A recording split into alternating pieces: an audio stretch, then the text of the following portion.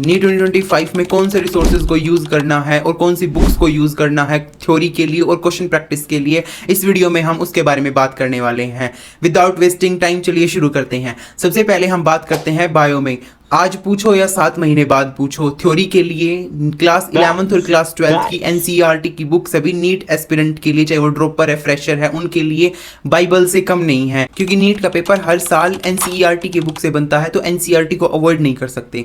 PMT के time पे अलग अलग बुक से पढ़ा जाता था, क्योंकि उस टाइम पर आपकी एक्स्ट्रा नॉलेज चेक होती थी। लेकिन अब ऐसा नहीं है। हार्डली मैक्सिमम 1 और 2 क्वेश्चन बाहर से देखने को मिल जाता है, लेकिन और सारे क्वेश्चन है वो एनसीईआरटी से मिलते हैं। सो इसीलिए थ्योरी के लिए आपको एनसीईआरटी को ही फॉलो करना है। अगर क्वेश्चन प्रैक्टिस के बारे में बात करें, क्वेश्चन प्रैक्टिस के लिए आप एमटीजी फिंगर टिप्स की बुक को यूज कर सकते हो, क्योंकि उसमें हर एनसीईआरटी की लाइन से क्वेश्चन बनाकर दे रखा है। तो आप एमटीजी फिंगर टिप्स को फॉलो कर सकते हो क्वेश्चन प्रैक्टिस के लिए। एनसीईआरटी के एग्जांपल्स लर्न नहीं हो रहे तो एक काम कर सकते हैं, एक पेज पे सभी एग्जांपल्स लिख के अपनी स्टडी टेबल के सामने चिपका दीजिए और सुबह शाम उन एग्जांपल्स को रिवाइज कीजिए। तो आप उन एग्जांपल्स को आप कभी नहीं भूलोगे और आपकी लॉन्ग मेमोरी में वो सेव हो जाएंगे और आपको ज्यादा समय तक लर्न रहेंगे। Now let's move to next subject, chemistry. Chemistry में हमारे पास 3 पार्ट्स होते हैं, ऑर्गेनिक, इनऑर्गेनिक और physical. About inorganic chemistry first. जैसे आपने क्लास 11th और क्लास 12th की एनसीईआरटी को पढ़ा था बायो में, वैसे ही केमिस्ट्री के इनऑर्गेनिक चैप्टर्स को आपने कंप्लीट करना है। और जो एग्जांपल्स दे रखे हैं चैप्टर्स में, जो टेबल्स दे रखे हैं और जो ऑर्डर्स दे रखे हैं, melting point, boiling point, higher ionization, enthalpy के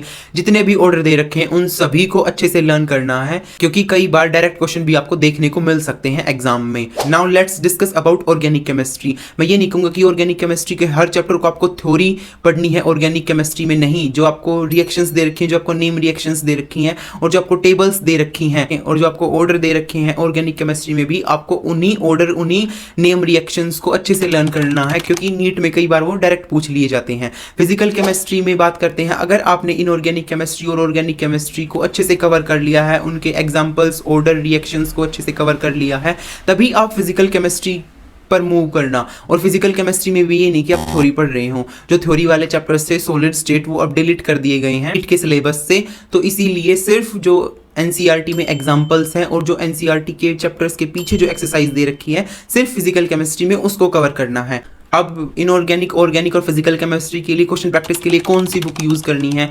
देखो, अगर आपने कोई कोचिंग ज्वाइन कर रखी है, जो टीचर्स आपको क्वेश्चन प्रैक्टिस सीट, डीपीपी और जो आपको मॉड्यूल प्रोवाइड कर रहे हैं, आपको उन्हीं को सोल्व करना है। अगर आपने कोई कोचिंग ज्वाइन नहीं कर रखी, डोंट वरी। क्वेश्चन प्रैक्टिस के लिए आप एनसीईआरटी पंच, जो पंकज सर ने लिखी हुई है, आप उसको यूज कर सकते हैं, क्योंकि उसमें बहुत सारे क्वेश्चंस हैं जो नीट पर बेस होते हैं और जो आपको डायरेक्ट देखने को मिल जाएंगे। थर्ड सब्जेक्ट है फिजिक्स, जिसमें बहुत सारे बच्चों को प्रॉब्लम आती है। सबसे पहले अगर आपने कोई कोचिंग ज्वाइन कर रखी है या फिर आपने नोट्स बना रखे हैं अपने, सबसे पहले उनको कवर करना है। जो क्वेश्चन आपको कोचिंग में करवा दिए जाते हैं, उनको घर पे आने के बाद उनको सोल्व करना है अपने हाथों से। फिजिक्स में मैं आपको रिकमेंड नहीं करूंगा कि आप फिजिक्स के चैप्टर्स को पढ़ें एनसीईआरटी से, नहीं। जो फिजिक्स के एग्जांपल्स हैं और जो पीछे की एक्सरसाइज है, सिर्फ आप उनको सोल्व कर सकते हैं। और क्वेश्चन प्रैक्टिस के लिए जो टीचर्स ने आपको क्वेश्चन प्रैक्टिस शीट, डीपीपी और जो मॉड्यूल प्रोवाइड कर रखे हैं, आपको उन्हीं को सोल्व करना है। अगर आपने कोई कोचिंग ज्वाइन नहीं कर रखी, तो आप एनसीईआरटी पंच ले सकते हैं, जो एमआर सर ने लिखी हुई है, वो भी बहुत अच्छी बुक है। उस बुक में आपको थ्योरी से लेके, फॉर्मूला शीट से लेके, असर्शन रीजन से लेके सभी टाइप के क्वेश्चंस देखने को मिलेंगे।